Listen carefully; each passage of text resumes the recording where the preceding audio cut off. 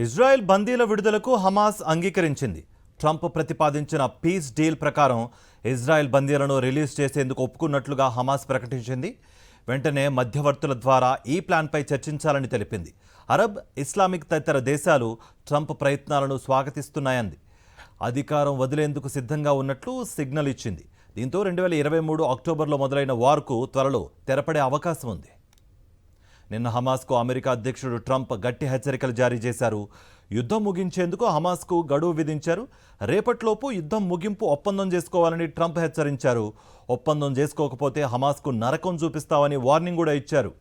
దీంతో హమాస్ శాంతి చర్చలకు దిగొచ్చింది. ఇజ్రాయెల్ బందీల విడుదలకు హమాస్ అంగీకరించింది.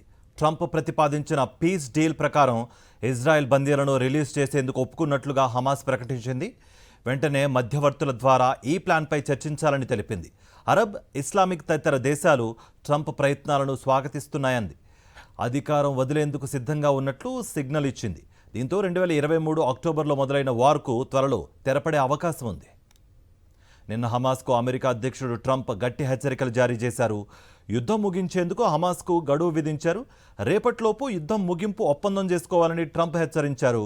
ఒప్పందం చేసుకోకపోతే హమాస్కు నరకం చూపిస్తామని వార్నింగ్ కూడా ఇచ్చారు. దీంతో హమాస్ శాంతి చర్చలకు దిగొచ్చింది.